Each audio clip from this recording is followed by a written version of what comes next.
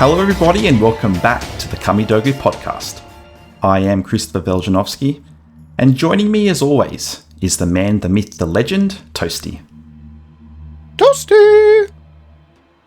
Welcome to this very special episode. It's great to have you with us again. If you're new here, please hit follow or subscribe wherever you watch or listen to the podcast. We greatly appreciate all of the support from the Mortal Kombat community and look forward to bringing you more great content over the weeks and months ahead. We at Kamidogu care deeply about the community and the various predicaments we all face in our personal lives. Today is a very meaningful and important episode to us, as we'll be interviewing a gentleman by the name of Tommy Pham. When Christopher and I happened to hear about the heartbreaking story regarding Tommy's son, Raiden, we instantly knew this was a cause that we wanted to help make aware to the public. We have a desire to support and assist in every possible way. Little Raiden is affected by UBA5, a genetic disorder so rare that only about 30 people suffer this unfortunate condition worldwide. UBA5 is a life-threatening, progressive neurological disorder that can cause muscle floppiness, seizures, brain abnormalities, and much more. It breaks us to hear of such a circumstance, and we truly hope Tommy's fundraiser for his child reaches the appropriate sum. We are also joined by the lovely Carrie Hoskins, who we last spoke to in episode 6, commonly known for playing Sonya Blade in Mortal Kombat 3. As a special needs parent herself to 2 young men, she knows exactly what it's like to face an uphill and uncertain battle. We have a number of questions to get through that are quite essential today. And so with that being said, let's continue over to today's interview. So to begin, Tommy, tell us about your first experience with Mortal Kombat particularly. Also, what is your favorite game and who is your favorite combatant? My first experience with Mortal Kombat, I remember I was hanging out with my cousin at 7-Eleven in the back corner. There's a Street Fighter machine and then there's the Mortal Kombat machine. And he would always play Mortal Kombat. And so that's how I fell in love with Mortal Kombat. And that was the first one. That was 1992, 93, yeah. Yeah, he's always used Raiden. And so I just fell in love with Raiden. And as a little kid, I looked up to him. So that's why I fell in love with Mortal Kombat. Lovely. Now, from what I believe, your wife Linda is not a gamer. So how exactly did you manage to convince her to name your son Raiden? Yeah, and so we were trying to think of different names. She really loved Trevor. I was like, Trevor is such a common name.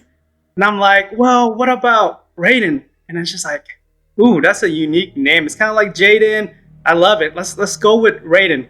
And then she didn't find out Raiden was a Mortal Kombat character until the baby shower when someone brought it up and said, hey, Linda, did you know that Raiden's a Mortal Kombat character? She had no idea, and it's already too late. It was confirmed. It was in front of all friends and family. You can't go back. Lucky. So, Carrie, some fans may not realize that you too are actually a special needs parent to 2 boys, Luke and Zach, who also recently celebrated their 25th birthdays. At what point did you come to realize that this would be the case? Well, I mean, they were born 12 weeks early.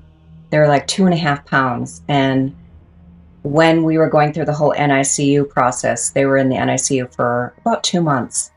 And the doctors all brought us into this meeting room. And it was probably about, I want to say maybe 6 weeks into their NICU visit. And they sat us down at this table, and there was just doctors around the whole table, all staring at us. And they told us that one of the boys had PVL. It's periventricular leukomalacia.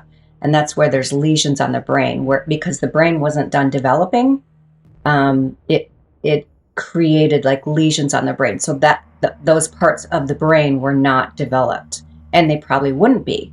So they told us that the boys would have cerebral palsy to some degree. We didn't know. I mean, it could be just, I mean, it's a spectrum, right? So we didn't know what to expect. What they didn't tell us was that both boys had PVL. They thought that would be too much for us. So they told us only one did, which I think is kind of, I just think it's bullshit. Because Yeah. I would have been prepared for two, but you know, you have your hopes up that the other one is okay because they never said anything, but yet he's exhibiting all these problems that the other boy is also. So, you know, by the time they were 8 months, they both were confirmed and diagnosed with cerebral palsy. So, aside from cerebral palsy, I believe they also have Ehlers-Danlos syndrome, or EDS for short. What effect do these conditions have on your boys? Oh gosh, Ehlers-Danlos is just being discovered now. It used to be 1 in 10,000, and now they're finding it's like 1 in 2,000. It's a connective tissue disorder, so everything likes to stretch. We lack collagen. Everything likes to stretch. It doesn't like to stretch back, and that's before I was diagnosed at the age of 42. I had all my children, and that's why I had Luke and Zach too early, because my body just went into labor, and they couldn't stop it. So all my life, I had all of these symptoms, and I mean, I had autonomic problems, GI issues. I would dislocate my fingers opening up a pickle jar. I would dislocate my joints all the time. When I was on tour for Mortal Kombat, I dislocated my knee and tore my ACL. So all these things that were happening throughout my life, and I didn't know until the age of 42 when I was finally diagnosed with this Ehlers-Danlos. And of course, you know, Ehlers-Danlos and cerebral palsy are like opposite. You know, one likes to contract and one likes to expand. So in the boys, it's like this oxymoron going all the time with their bodies, and it just wreaks havoc orthopedically because they're so stretchy, but yet their muscles are so tense. So it's their hips can get dislocated, and it's been really hard for them. A lot harder for them than it is me because of the cerebral palsy. But sorry, I forgot to turn my phone off. That's okay. My sisters are all calling me right now. Oh, it's been really challenging, especially with one of the boys. His name is Luke. I almost lost him a couple of years ago because he developed gastroparesis. I was feeding him over 4,000 calories a day, and he was still losing 6 pounds a month. He got down to 95 pounds, and he's 5'10" and a half. So you can imagine, he looked like he looked like he was in a concentration camp. It was just so sad. And finally, we put him in the hospital. I went to 13 different doctors. Nobody wanted to work on him. The Mayo Clinic even turned him down because he wasn't a sure thing. You know, you got the cerebral palsy and the Ehlers-Danlos and the seizure disorder and gastroparesis and all these things coming at him. So everybody's kind of looking like, oh, they're going to bring my numbers down here if they don't survive. So we couldn't find a doctor, and it was actually very sad. We finally found somebody at Lurie's that would take him, a pediatric doctor. And, you know, he at the time was 23. So, you know, nobody there. The market is small for boys like mine. There's no specialists because they age out of the pediatric. And then, you know, they weren't supposed to live this long. So it's really hard to find a doctor for anything. You know, and it's usually pediatric doctors that we still see. Tommy, I believe that Raiden is actually your second child. Did he have what would be considered to be a relatively normal birth? At what point did you both realize that something wasn't quite right? Yeah, so, you know, for the first 3 months of his life, like, he was meeting your typical, I guess, baby milestone. He could sort of hold up his head, and then he was playing, he was smiling. You couldn't tell any difference. And then after about, like, you know, 3-4 months, he started being really stiff. He started vomiting 10, 11, 12 times a day.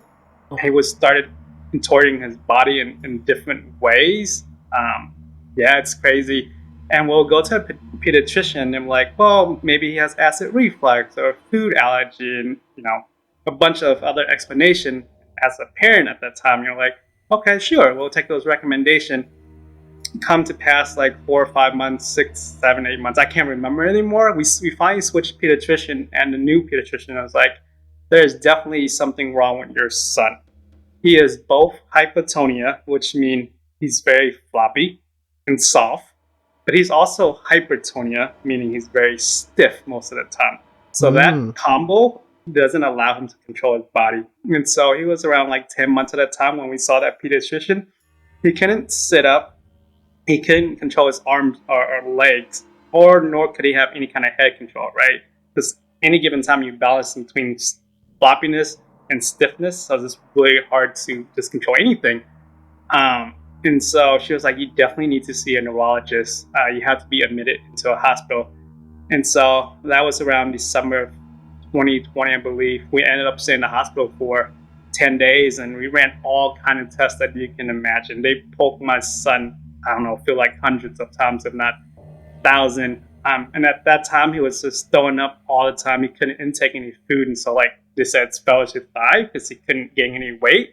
And so they had to put a tube from his nose down to his stomach just to feed him. But that didn't help either. He would just puke the tube out, unfortunately. So yeah, after 10 days, we ran EEG, looked at his brain activity. Like, he's at risk for seizures, but he doesn't have any. Like 5% of the population has that kind of like pattern. That doesn't mean it has seizures. They did the MRI to scan his brain. Structurally, everything was okay. That's what I was going to ask you. I was like, what did the MRI show? Yeah, and it didn't show anything? Okay. Yeah, everything was normal in his brain. And at that point in time, like, we would find ways, I don't know, it's part of like, I don't know, we would find ways to blame ourselves what's going on. Like, did we bounce him too much to get him to drink milk? Or what did we do to make our son this way, right? That's me. My wife was a lot worse.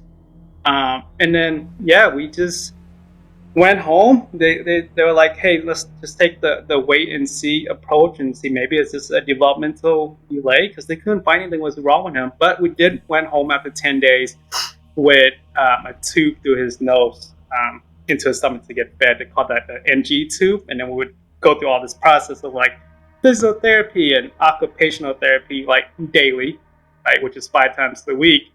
But yeah, for a month there, still he would like puke all the time and vomit 10, 11, 12 times a day. It wouldn't stop.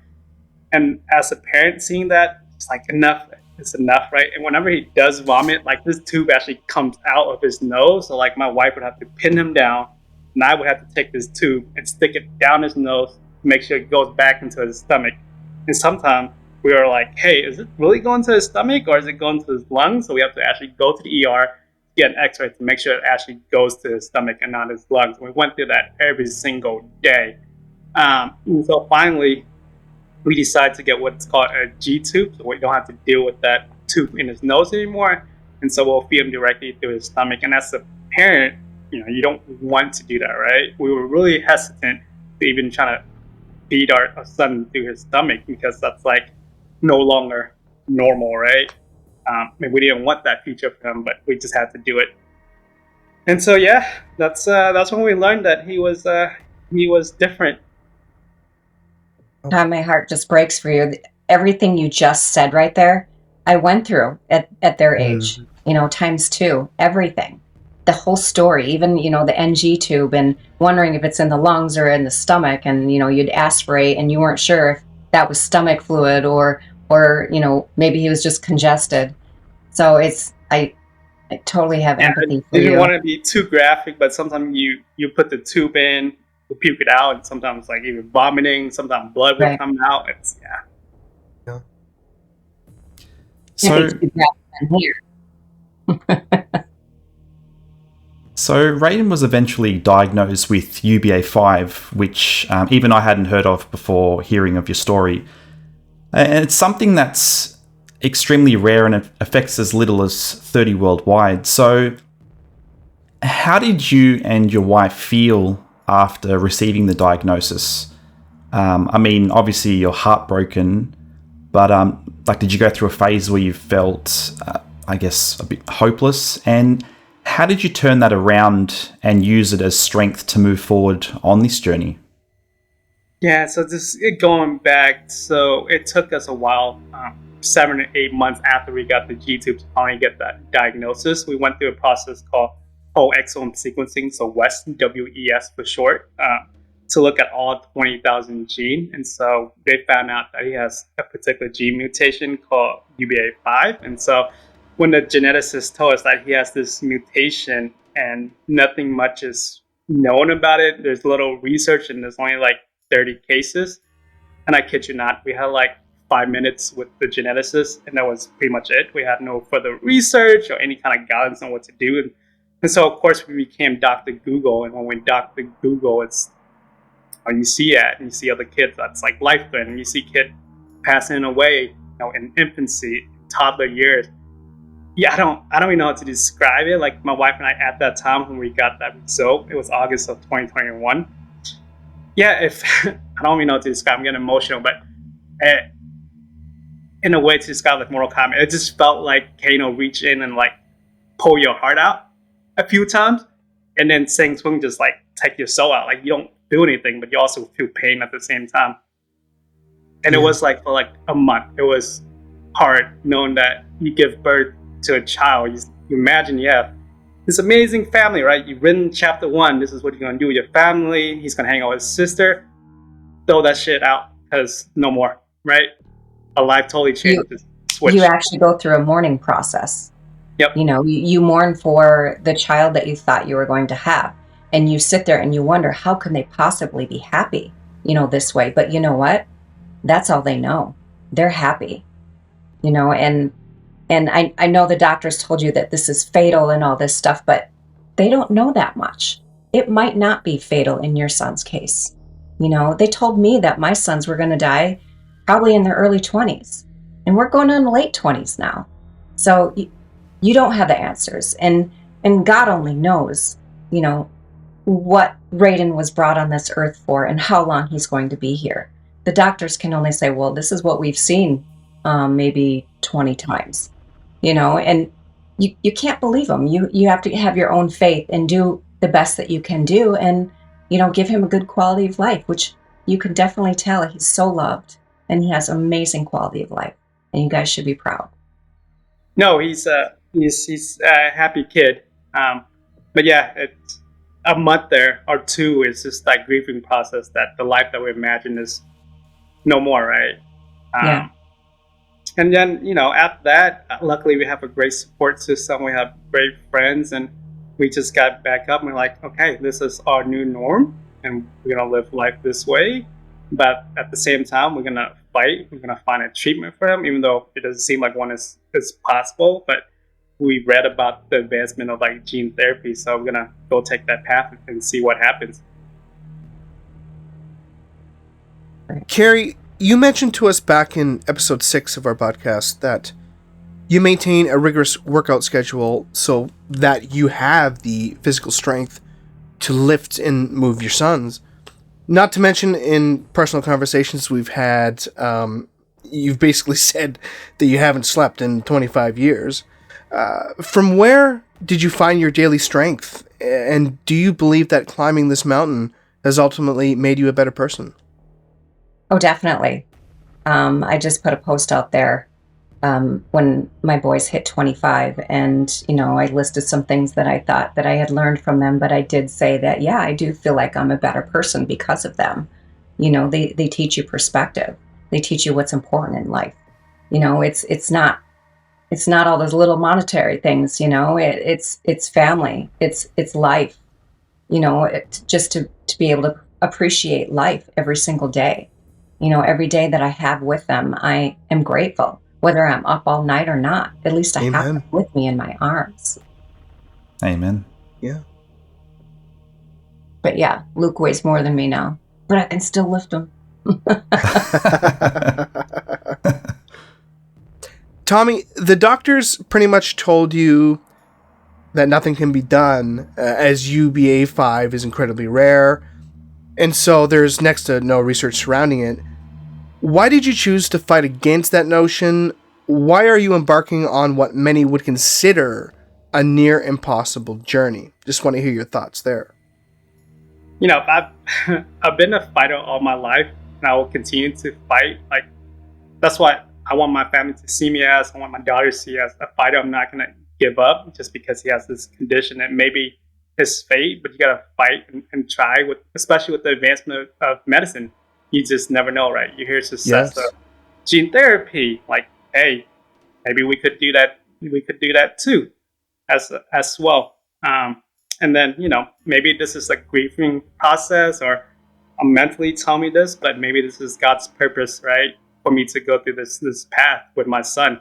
We could change the world together. Who knows? Yeah. You don't know. very Let true. you go on and fight. Well, No it's matter also how giving difficult you it is. it's also giving you a sense of purpose because you're doing what you can to help him, because things are out of your control as far as his health and his demise, or his his healing. You don't know which way you're going to go, and you're doing everything you can to make sure that it's going to be on the road to healing. That road, though, sometimes is tough, because we also know, his life could be different, but we know the clock is also ticking just based on the small sample size. Just like last month, right? We saw a kid with UBA5 actually pass away, and so whenever you hear about that or see that, it's just really tough to process. It's kind of like reset and you get back up and you fight again, but it takes a few weeks there to like mentally like pick yourself back up. Yeah, Luke and Zach would have friends in school that would pass away overnight when they were totally healthy. It would be a seizure or something like that, and they just never woke up.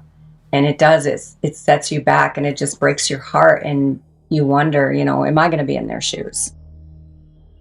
So you've established the Raiden Science Foundation in partnership with the University of Massachusetts Chan Medical School to develop groundbreaking gene replacement therapy for UBA5, which is awesome.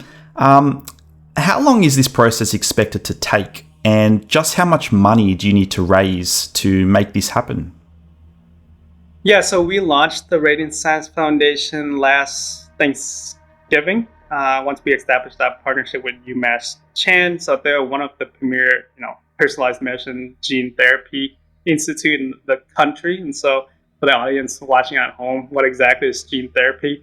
So my son has that UBA5 gene mutation, like you and I all have that UBA5 gene, except his is mutated or defective, right? And so, in theory, you would just replace it with a better copy or a good copy of that gene. Hopefully it'll override that bad gene, and then he can have a better quality of life and resume his developmental trajectory, right? Because right now he's just stuck in his body. And so that's called gene replacement therapy. And so UMass has done it before, one of the very few institutions in America that has done something like that. So we are partnering with them to attempt this groundbreaking research. So they have done gene therapy for other diseases, well-studied diseases, not something that's understudied and so rare. But we're going to put our hats together and do this research. At the end of the day, it's still an experiment. But again, it's the notion of like fighting and trying and to see what happens, right? And so this whole process, it's science. You never know what could go wrong, right? The timeline is 3 years, and they estimate the budget would cost $4 million. Well, over time, right, it could be a little bit cheaper, or it could be more like you don't know. It's science, right? You could do one research project, and like that doesn't work. You have to take it at a different angle. Mm-hmm. And so at the end of the day, it's about 3 years, $4 million. That's what we're looking at. So, Kerry, how did you learn about the Raiden Science Foundation, and what made you so supportive of their work, of Raiden, and what Tommy's doing? Tommy emailed me, I believe, didn't you? I can't. I did email you, but I think you commented on our Twitter page or reshared something. Mm-hmm. Yeah, as soon as he told me his story, I think it wasn't an email. He sent me YouTube links to see what Raiden was going through. As soon as I saw Raiden, it brought me back to when the boys were his age. Zachary's hypertonic and hypotonic also. So Raiden's movements were almost exactly like Zachary's. And it just brought me back, and it just tore my heart out, to know that they're going through this fight, and there may be a death sentence at the end. You don't know.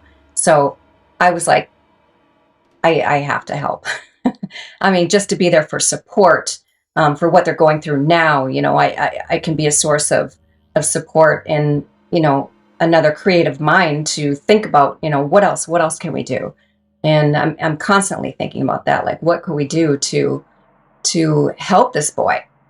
Whether it's just comfort while he's in the hospital and in pain, or sending ideas, for the fundraiser. I'm in.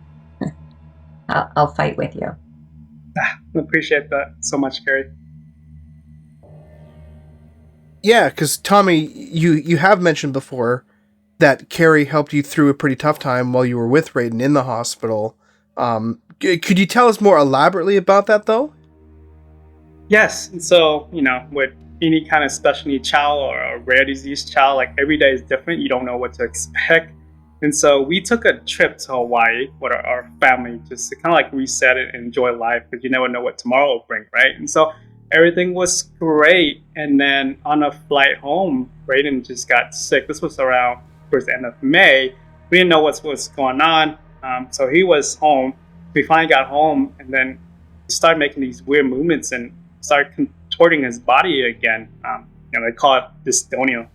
He gets really stiffened up, and he'll like bend his arm like back like this. It just seems really painful. Like, we've seen him before, but not to this extent. And so my wife and I took Raiden to the ER. Waited in the ER, gosh, what took like 10, 12 hours before we get checked in. I remember texting Carrie about that. She knows that pretty well. Like, sometimes it could take a long time to see a doctor, even if your son is in pain. So we got checked in finally. It was my son, Raiden, myself, and my wife. And then my wife got sick when we were in the hospital. And then she went home, took the test, and she has COVID. And so she was home. It was only Raiden and myself in the hospital. Now, this never happened before. We have always been a team. It's always been my wife, myself, and Raiden in the hospital together. But my wife, Linda, was really, really sick. And she, I remember she was home. She did post a story about Raiden, going into the ER, and he wasn't feeling well. And I believe Carrie saw that post and actually texted me at that moment in time. And we just exchanged texts, and she was super supportive. Because at that time I didn't really have anybody to communicate with. And yeah, she was just helping me guide through that process and emotionally supporting me, really. Just telling me what to ask the doctor, push them on certain things, because she's been through this process for 25 years. We've been through it for like 2.5, but it's still new to the process. So super grateful of the support. And I never told this, but I don't really have a good relationship with my sister, who's around Carrie's age. And I feel like at that moment in time, like, Carrie was like my family, was like a sister I never had. Just sitting back to think about it. So super thankful for that. Wow. You make me cry. That's an incredible story. Mm-hmm. And, Tommy, you've mentioned that to me briefly at one point. And, Carrie, hats off to you. I'm not wearing one, but if I had one, I'd take it off to you. It takes a strong person to be there, especially when in some ways showing that support almost forces you to relive your own experiences. But the fact that you were there for Tommy, I think, speaks volumes of your strength and character, and I know it means the world to him. It's just the frustration. You have your child here who's screaming and in pain, and then you have all these doctors around going, well, maybe we should do this test before we decide to treat. I've actually learned to medicate my kids before I go to the hospital, because I know they're going to be sitting there waiting with people scratching their beds. And I've gotten into fights with nurses and doctors before, because it's like, listen to me. I know what I'm talking about. I've been through this, and you're looking at me and you don't know what the hell's going on. So listen to the mother, listen to the intuition of the parent who's been through this, and take some hints. I mean, you can definitely tell if somebody knows what they're talking about, if they've been through it, or if they're a deer in headlights saying, help me, help me. So it's just there's just so much ego and stuff going on in hospitals, and it just drives me crazy, because it's about treating people and helping them and having compassion and just giving someone a better quality of life. That's right. Yeah, that's something I don't understand. Like, yeah, they try a lot of stuff. Everybody has like different opinion. Sometimes the doctors and nurses not even aligned, and so you're like, well, what are you doing to my kid if you guys are not even aligned, right? I could get into politics and insurance right now, but let's not do that. But that's a lot of the reason, they're afraid to treat, because they're afraid of being sued. Yeah, unfortunately, in many cases, that's a sad reality. So, Tommy, where did the idea for Combat for Rare come from? What have you done so far with that name? And why did you base your charity around Mortal Kombat? A fighting game of all things. Yeah, so we were in the process of planning Raiden's birthday last year, which was February 26th. Like, I woke up, it was like, I believe it was like the morning of his birthday. I woke up, I was like, I know his birthday is today, but it would be really cool if we did like a local tournament for Mortal Kombat, given that, he's Raiden. It just makes sense, like a local tournament. And then as I start connecting with like friends and local arcade owner, and they're like, oh, what if you reach out to like the Mortal Kombat like cast members from like MK1 to like 3, which I did, and then just kept on building upon that idea, and then learning more about like charity streaming online, and getting connected with like the Mortal Kombat community and just the fighting game community in general. And it's like, this is a great opportunity to like raise awareness here within that community that's different. And so that's where the concept of like Combat for Rare came to life. And it's also Mortal Kombat like 30th anniversary, right? And so I remember bringing it to my team. I'm like, we should do this. And they're like, well, Mortal Kombat, it's pretty gory, it's pretty bloody. Is that, something you want to do? It's pretty controversial, right? Because most charity don't touch Mortal Kombat at all, right? And so for me, it's like, hey, this is different. Like, when you're raising awareness for a rare disease, an ultra rare disease, but it's only 30 cases in the world, like, you have to bring it. You have to do something out of the box to bring attention. And, I totally believe that Mortal Kombat would do it. So yeah, we went forward with Combat for Rare and start playing it. It just makes sense, right? At the end of the day, my son is named Raiden. It's Mortal Kombat 30th anniversary, right? And Mortal Kombat it's about fighting. Yes. Yeah. Very well said. So, Tommy, how supportive have the Mortal Kombat community been throughout this ordeal? Super, super duper supportive. Look, meeting Carrie is, look how supportive she's been, right? And then you guys, after you saw the post, just like reaching out on like Twitter, like everybody has been doing that. And so the community has been super supportive. It's overwhelming. I don't even know what to say. He's even got Ed on his side. He's a good one to have in your corner, I think. Yeah. It's just amazing when you can get a community rally around a purpose, right? So I guess it's clear that you want the Rain Science Foundation to be a beacon of hope, inspiration, and humanity. Can you expand on that desire? Yeah, so we want the foundation, our family's journey, to be, hope, right? We're actually creating more than hope. Just because, doctor told you that this is the outcome and what you read is the outcome, it doesn't have to be that way, right? And so we want to show that, hey, we're fighting this, and we can create more than just hope. We can be on this battle and really change Raiden's future. We can really change the future for other kids suffering from UBA5 today and in the future as well. And then in terms of inspiration, again, that's that inspiration to like fight. I hate to bring like race into this, but if you look at like you Google up rare disease or rare disease, kids, like most of the stuff that show up on Google, it's not people of color, right? It's pretty rare for someone like me who's Asian to do something like this, just to be honest, right? And so as we go on this journey and people are reading about us, like they're reaching out and say, hey, it's such an inspiration. How can we do the same thing? Thank you for the courage for sharing your story. Because at times, like, depending on your culture, rare disease is also a taboo. People don't talk about it, right? And so this journey allows us to be the voice of like the voiceless as well. And then the last part is like we see this as bringing humanity together. Like there's all kind of shit going on in the world right now, right? It's bad, but hopefully we can get people together just to make a difference. So tell us specifically, Tommy, how can everybody watching or listening to this podcast right now help your fight for a better future? One, just continue to share, if you haven't, about Combat for Rare, or share about the Raiden Science Foundation. Follow us on Twitter or Instagram.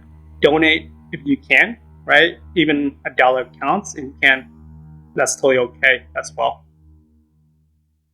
All we need is 4 million people to donate $1. That's it. And I did. Mortal Kombat community is a lot bigger than 4 million people, so I think we can do it. Okay, I did the math in my head. I'm like, well, we get 250,000 Mortal Kombat fans to view or be a part of this campaign. 20% of them donate just $20, which is, so 50,000, 20, that's $1 million right there. Go help. Because through this campaign, like our goal, our moonshot goal is to raise $1 million. Yes, overall we need $4 million for the treatment, but for this Combat for Rare campaign, we're just looking to raise $1 million to get the research going for another year. Well, Tommy, we're all behind you and your family, and we're rooting for you, and we have our fingers crossed that we get there. But before we wrap up for today, Toasty and I have prepared a little treat for Raiden with thanks to some big names in Mortal Kombat. So sit back and we hope you enjoy. Can Raiden watch that too? Maybe I can bring Raiden down.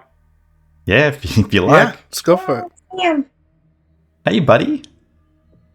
And there he is. Raiden? Hi, buddy. He's sleeping. This is Raiden. Favorite color? What's Raiden's favorite color? What's his favorite color? It Yeah. seems like he is attracted to blue. Blue. Here, watch. Oh. Like he's smiling. How cool is that? He is. Aw. Hey Raiden and the Fam family, I'm Will Roger, the music composer for Mortal Kombat 11. I heard about Raiden's condition and your heroic efforts to support him, and so I just wanted to wish you the very best in finding the cure. Cheers and God bless. Hi Raiden, this is Dr. Philip I played Shang Tsung in Mortal Kombat 2. I just want to wish you and your family the best while you're going through these difficult times. God bless and keep the faith. Hi guys, this is Tom Choi, Liu Kang on Mortal Kombat, and I just want to send my best wishes to Raiden fam.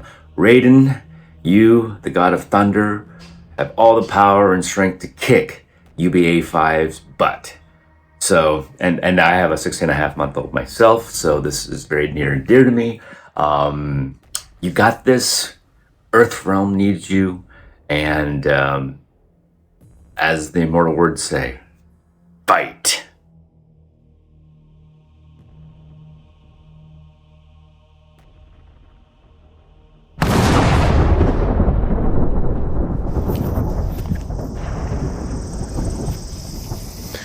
Hello, Raiden, and the rest of the Fam family.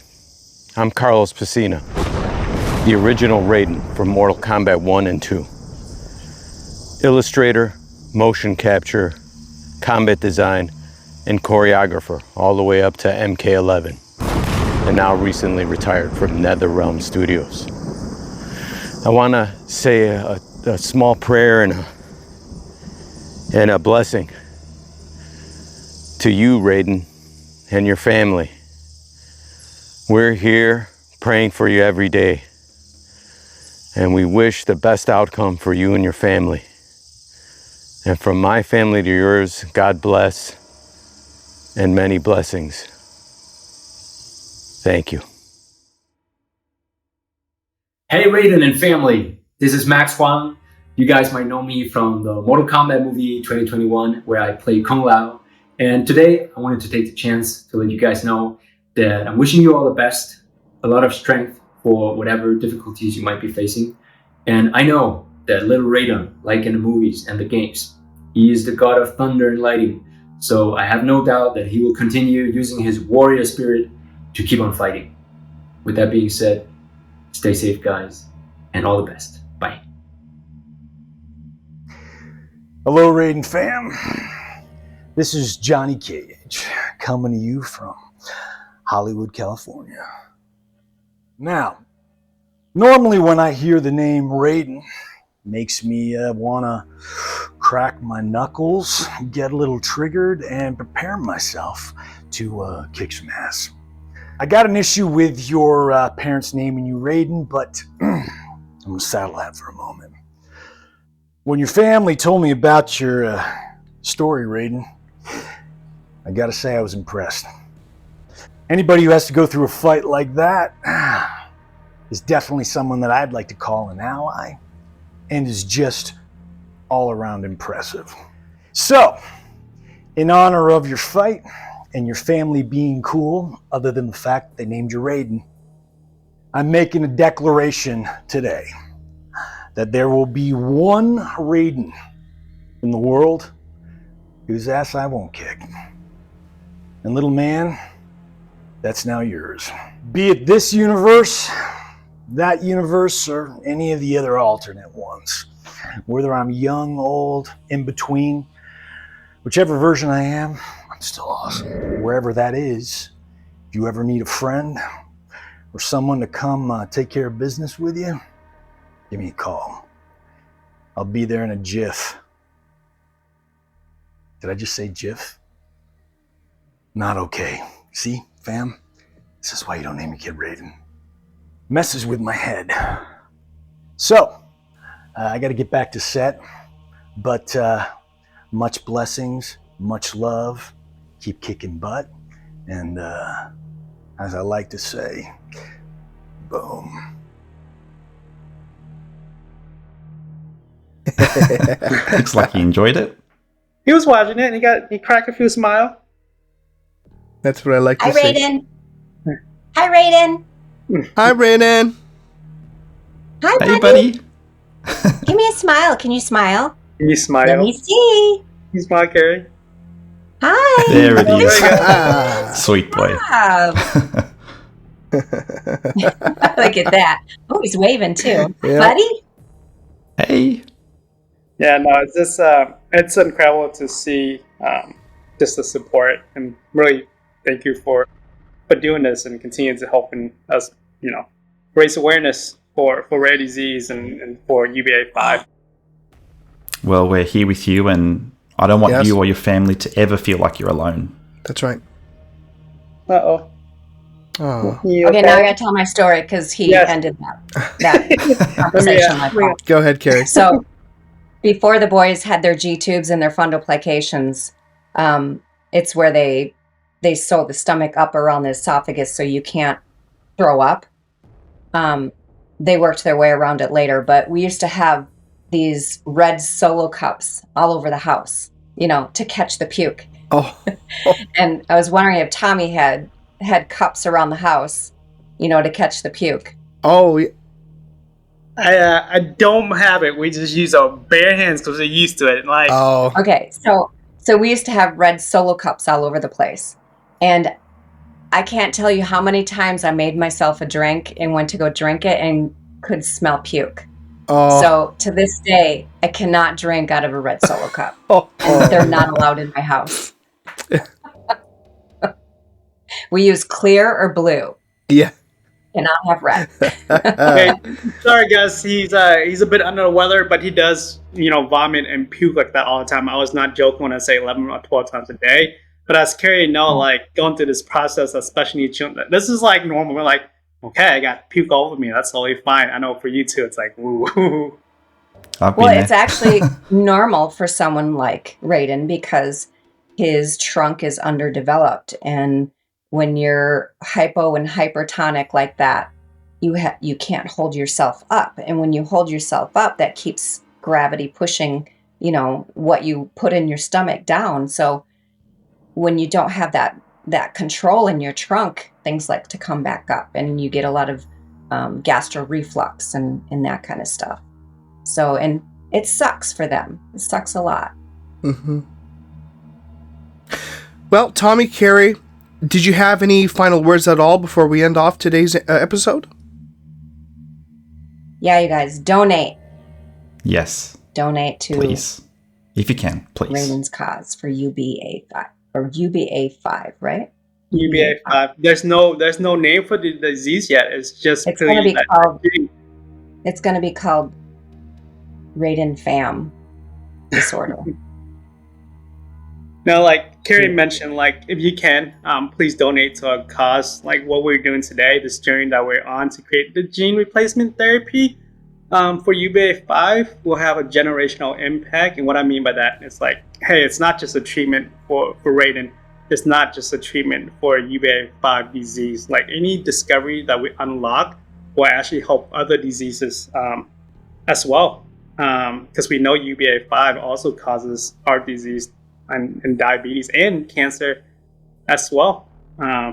Anything we learn about any kind of rare disease contribute to a whole community of like rare disease and all the rare diseases out there. And I just want to throw one stat out there. There's 400 million people suffering from rare disease.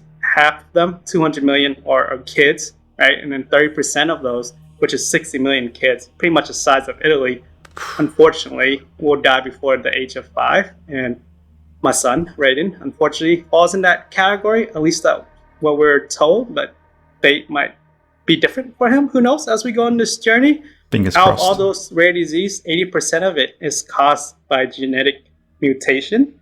So in theory, once gene therapy can scale, more affordable, it doesn't take 3 years to develop, maybe like a few months or a year in the future, 10, 15 years from now, a child is diagnosed with a rare disease, they can be treated right away and not have to go through this whole process. So by helping us today, we help kind of build towards that process in a better future.